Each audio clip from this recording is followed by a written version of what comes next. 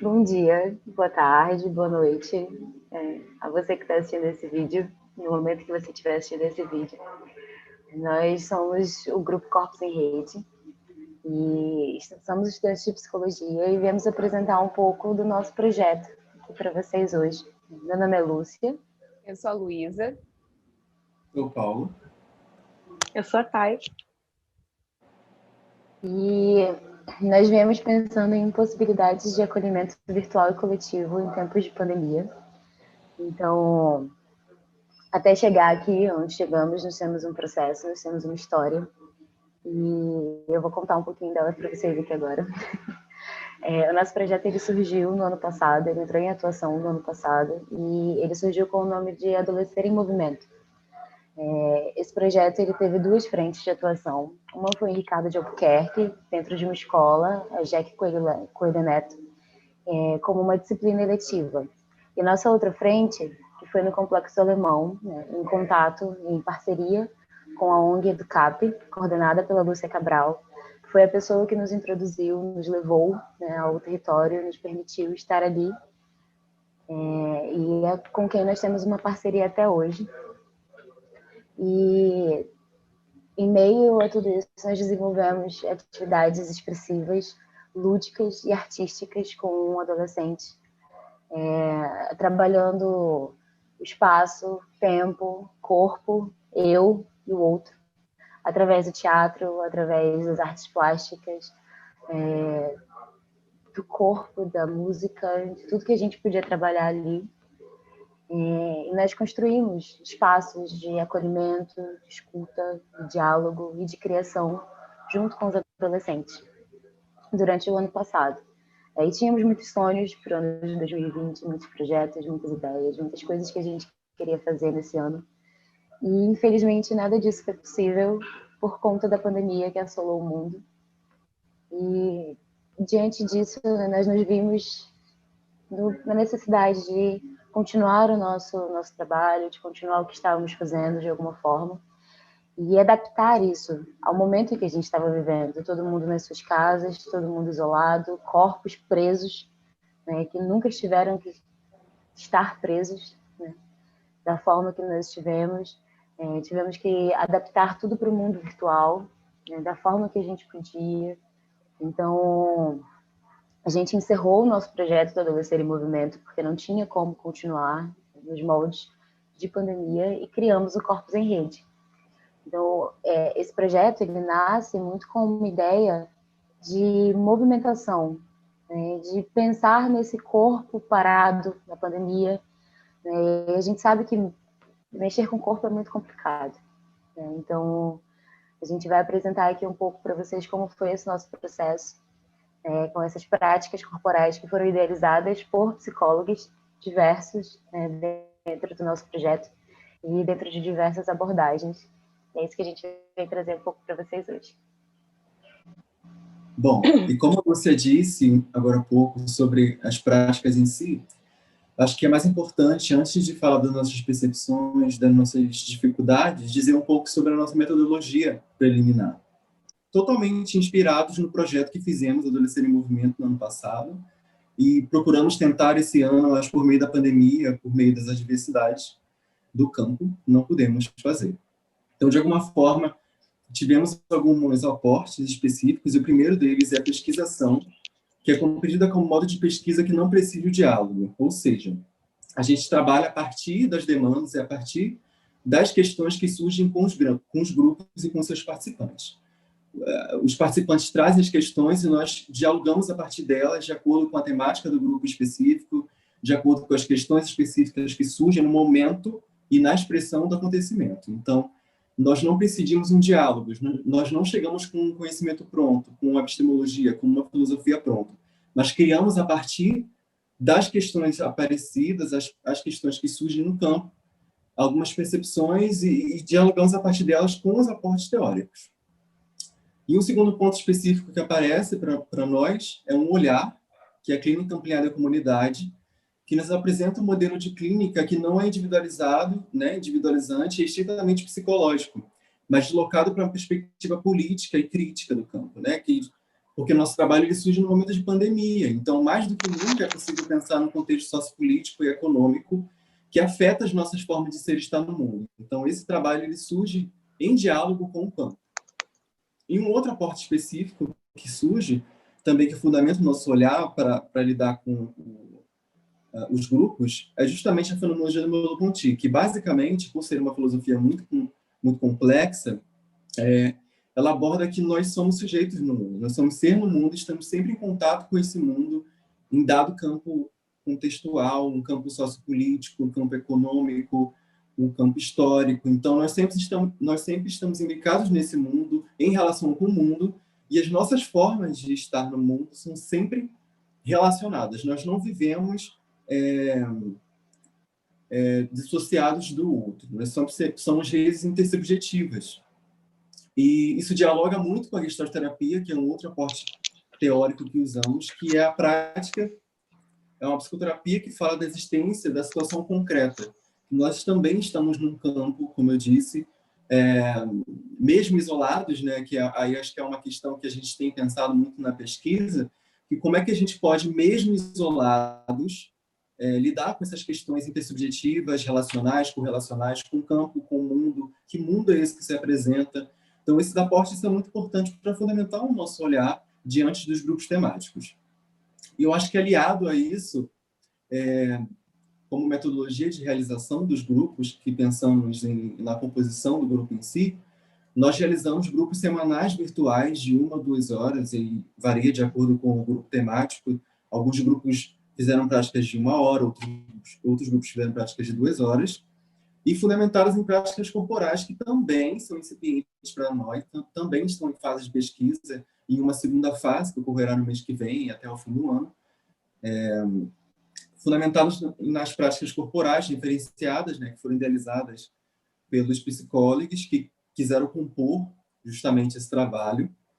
E a partir da eutonia, do Tai Chi Chuan, da educação somática, do método Vipassana, da dança e do método de conscienciação pelo movimento. E como eu disse anteriormente, nós pensamos nesse trabalho, ele surgiu com essa possibilidade de criar grupos, muito inspirado por meio do Adolescer em Movimento, porque eram encontros com adolescentes nas suas localidades específicas, por meio de propostas grupais, propostas mesmo que que possibilitam essa construção coletiva de conhecimento. Então, nós criamos alguns segmentos espontaneamente, enquanto coletivo, e alguns deles foram o grupo de mulheres, o grupo LGBTQIA+, o grupo de adolescentes e o grupo de agentes comunitários de saúde. Então, como o Paulo falou, a gente teve todos esses grupos, né? E nós éramos uma equipe bem grande, assim, nós éramos compostos entre psicólogos formados e alunos de psicologia, nós éramos 33 pessoas, era uma equipe bem grande, e cada equipe com esses grupos LGBTQIA+, mulheres, agentes comunitários de saúde, adolescentes, e a gente, compartilhando esse nosso projeto, a gente fez formulário, porque a gente também teve que repensar como que a gente teria esse encontro e como as pessoas chegariam até a gente chegaria até as pessoas, né, para a gente ter essa troca e a gente poder montar esses grupos. E através, né, desses contatos, a gente chegou num número total de inscritos para o projeto, né, para participar do projeto, de 124 pessoas, sendo que 57 pessoas foram assíduas, que participaram pelo menos uma vez das atividades. E os locais que normalmente essas pessoas vinham, né, justamente por conta desse nosso vínculo que a Lúcia falou com a ONG Educap, no Complexo Alemão, e com todo o nosso projeto tendo voltado para justamente o que o Paulo falou sobre essa clínica ampliada, né, a gente teve predominantemente as pessoas vieram da região metropolitana do estado do Rio de Janeiro, e a gente tentou focar nas pessoas que eram de periferia e da favela. Isso sempre marcou o nosso projeto desde o início, quando era adolescer, e hoje que a gente se reinventou formando Corpos em Rede.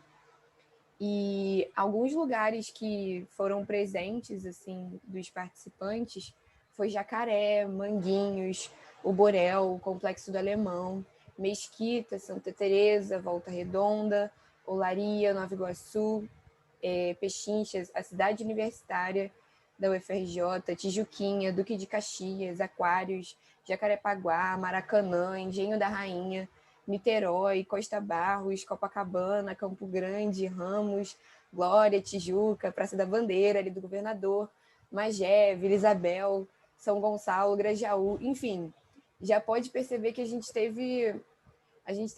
gente conseguiu, né, em todas as limitações que a gente tinha, a gente conseguiu atingir muitas pessoas assim que tiveram interesse em movimentar esse corpo que a gente é.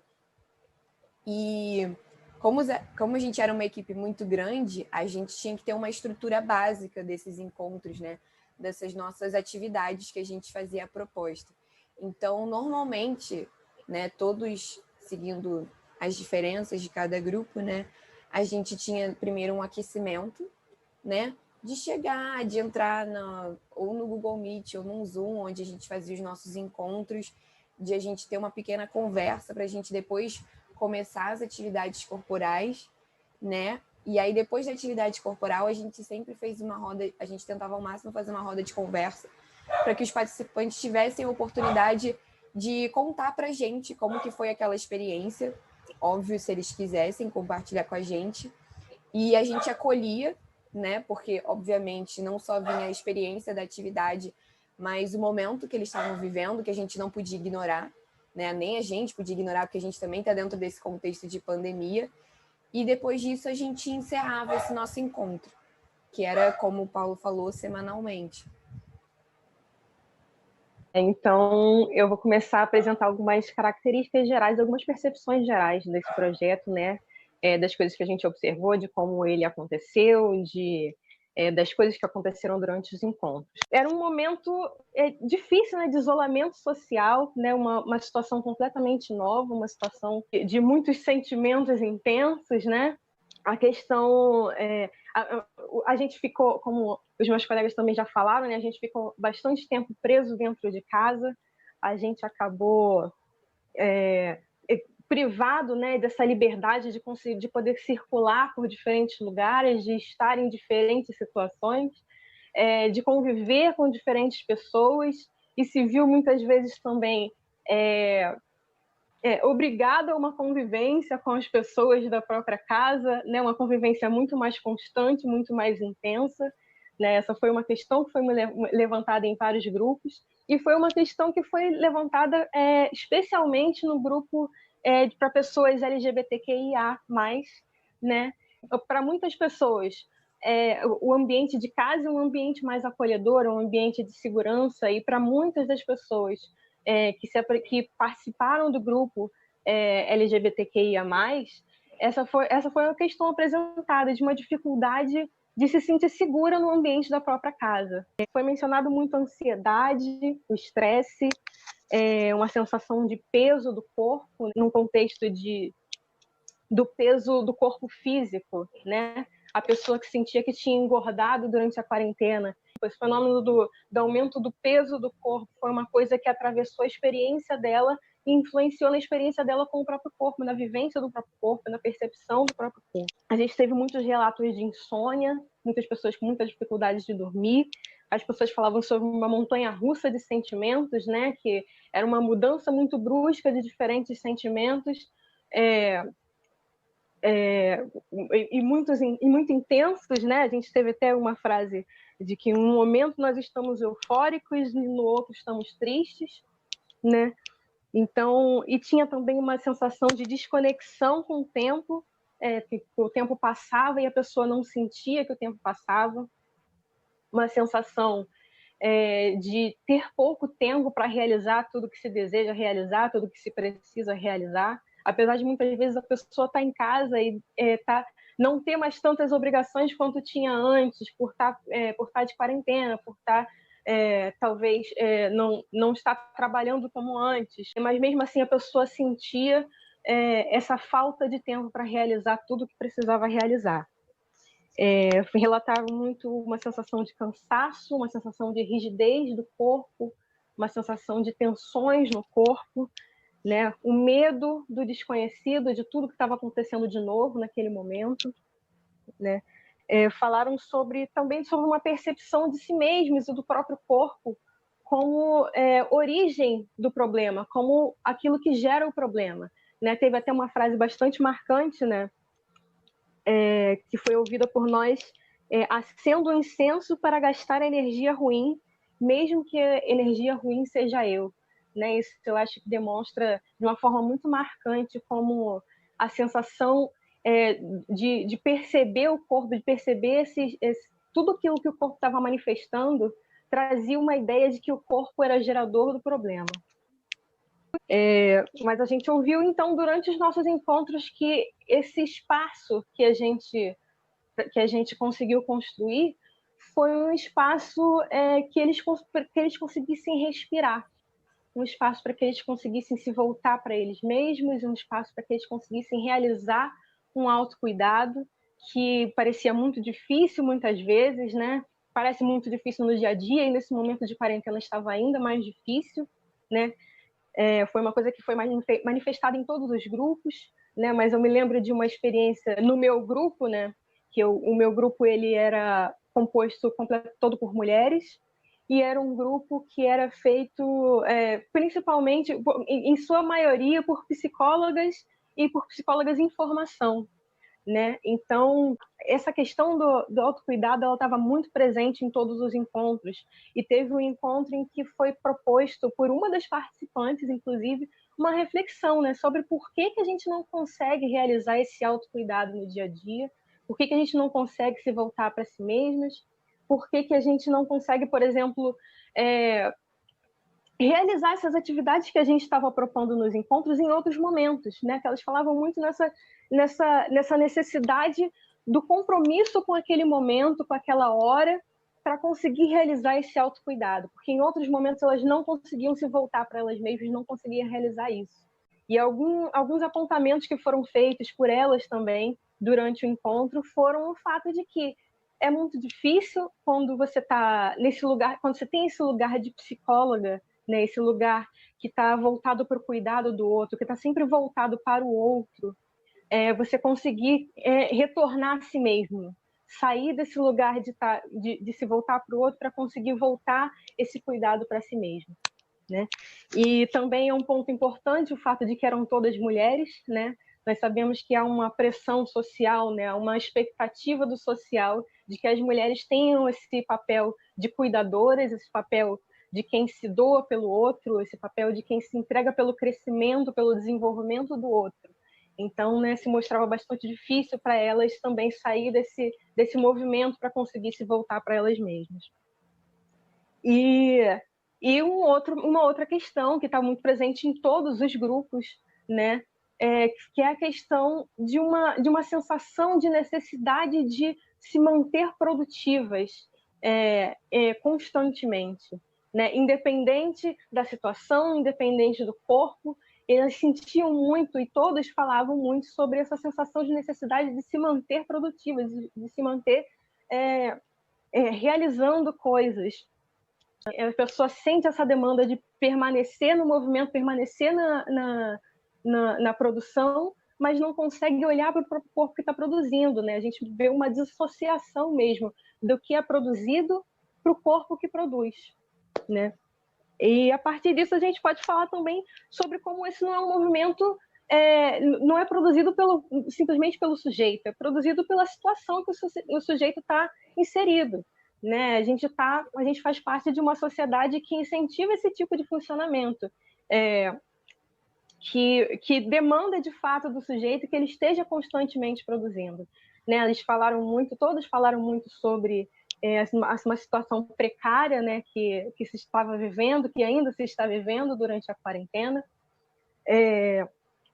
Muitos falavam sobre a perda dos seus empregos, falavam sobre estar no momento de começar a retornar aos seus empregos, mesmo numa situação que ainda não podiam sair de casa. Aliás, a gente ainda não pode sair de casa, eu acho que é sempre bom reforçar isso, né? Mas era um momento em que isso estava ainda mais intenso, né? Ainda não se tinha muita certeza de como se podia agir, então era ainda mais difícil a pessoa ser demandada de ter que voltar às atividades de trabalho, mesmo numa situação em que o corpo estava manifestando diversas emoções, essa montanha-russa de emoções, tanto estresse, tanta tensão, esse corpo rígido que pedia para parar.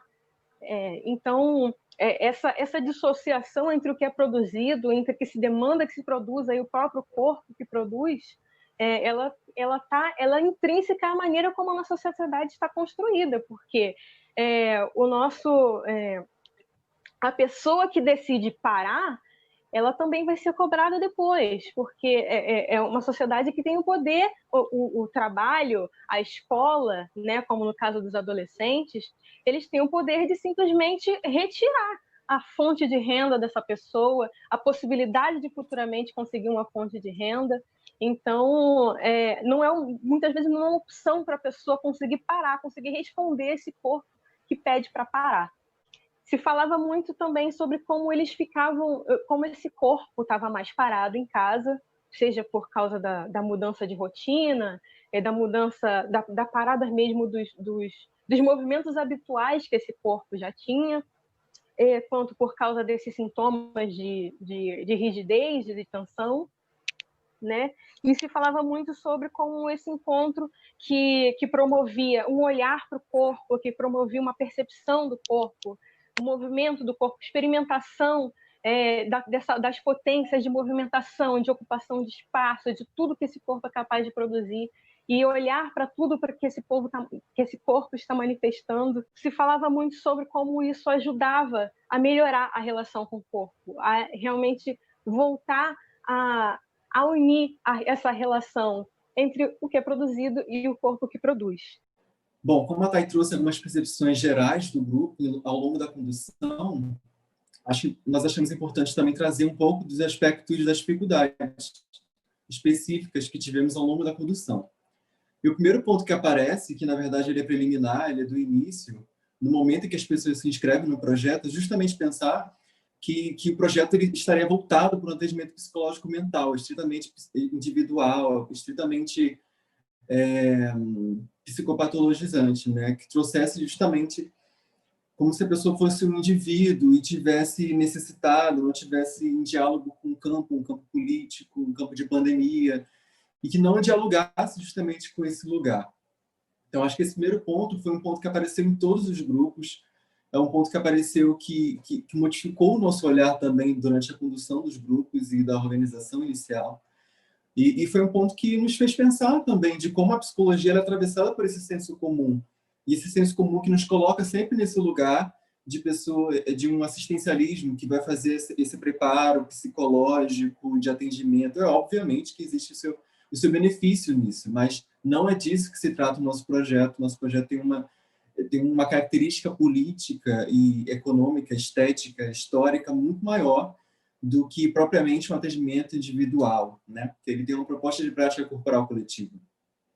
Isso fala também do movimento cíclico dos participantes, porque quando a gente pensou o projeto, pensamos também no movimento do ir e vir dos participantes, participa de um dia, não participa, quem quiser participar, e aí inserir novos participantes, novas inscrições. Esse movimento cíclico ele foi pensado durante o projeto. Só que logo no início ele apresentou alguns problemas porque ele não trazia uma certa confiabilidade aos grupos e uma certa segurança de tornar aquele lugar um campo confortável, um campo seguro, um campo de diálogo, um campo de abertura. Eu acho que esses pontos eles foram aparecendo ao longo da condução dos grupos para todas nós e de alguma forma ele surgiu como uma dificuldade, porque nós ficamos pensando coletivamente de como lidar com essa questão. E um outro momento, um outro ponto importantíssimo que aparece como dificuldade central, que eu diria, é o acesso à internet de dispositivos eletrônicos. Durante alguns momentos, algumas conduções por alguns participantes, esse ponto específico de dificuldade foi levantado e ele é importante para pensar não só também na condução do grupo, como a própria forma que esse seminário está sendo conduzido, porque a gente, né, de alguma forma, está precisando ter uma certa estabilidade da internet, uma estabilidade das formas eletrônicas de conexão para poder estar em contato com vocês, né? Poder estar transpassando essas ideias. E a mesma coisa ocorreu nos grupos, né? Fizemos práticas corporais, que são práticas muito mais difíceis de conduzir, e, de alguma forma, ficou um ponto muito difícil de pensar. Pensamos coletivamente para poder subvertê-lo. E eu acho que um outro ponto também que aparece como dificuldade é o acesso às pessoas que moram e que residem em favelas e periferias, que esse foi um ponto central também nas nossas discussões do trabalho. Porque é muito difícil encontrar, justamente por conta dessas dificuldades de acesso à internet, acesso à conexão à internet, a dispositivos móveis, e também fala de um campo sociopolítico que é desigual, que é um campo que não tem condições igualitárias e equidades para todos. Então, esse foi um ponto central de dificuldade no nosso trabalho que apareceu ao longo do processo. E os outros pontos que apareceram propriamente da condução em si foram a adaptação das atividades para o meio virtual, porque trabalhar com o corpo no campo virtual tornou-se uma questão filosófica para pensar o nosso campo de trabalho, as nossas epistemologias, as nossas práticas de psi. Como eu disse anteriormente, alguns problemas de conexão. Muitas pessoas saíam durante o atendimento, durante o acolhimento. E isso nos fazia um pouco de... Isso nos tornava um pouco inquietos com essa questão. Acho que ela é muito específica, muito importante. E essa necessidade da presença do corpo. Porque o corpo virtual é um outro corpo, não é um corpo presencial. Então, esse corpo ele fala de um outro lugar, que é um lugar que, de alguma forma, na pesquisa, a gente tem encontrado esse corpo que é virtual, que é um corpo coletivo, que é um corpo diferente desse corpo presencial, que é um corpo da experiência, que é um corpo presente, que é um corpo aqui e agora. Então, acho que isso coloca uma dificuldade para a gente também na condução do trabalho. E no momento final da condução entre os grupos. Como eu disse, nós estamos no momento preliminar da pesquisa, então, de alguma forma, tivemos alguma dificuldade de entrar em contato com os outros grupos e propor algumas conexões entre as proposições, as experiências que tivemos e uni-las de um compilado, né? Esse trabalho é resultado disso, é resultado de um esforço coletivo para tentar tornar mais acessível essas conexões que tivemos e torná-las mais intersubjetivas e coletivas. E essas dificuldades, elas nos mostram, durante a condução do trabalho, algo primordial que foi possível construir ao longo das nossas intervenções coletivas e grupais, que foi justamente reinvenção.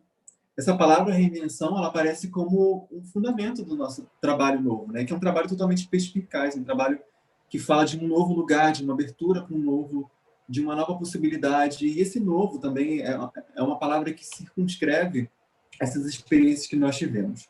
Então, de alguma forma, reinventar o mundo, para a gente, para nós, é reinventar a psicologia, é reinventar a forma com a qual ela se expressa, com a qual ela se constrói, com a qual ela constrói coletivamente conhecimento, saber, e um saber cada vez mais territorializado, um saber que se descentra de um modelo individualizante da academia, de um modelo que é colocado de uma prática clínica individual, psicopatologizante, que fala de doenças mentais.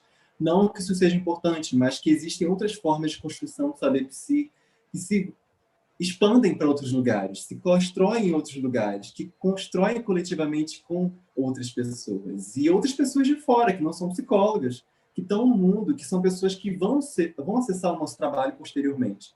Que é isso, né? A psicologia ela é clínica, ela é política, ela é estética, ela é histórica, ela é econômica, ela é social e ela é indissociável de um mundo também. Então, falar de pandemia é falar de psicologia, e falar de corpos em rede é de falar de novas formas de trabalho, novas formas de reinventar a psicologia.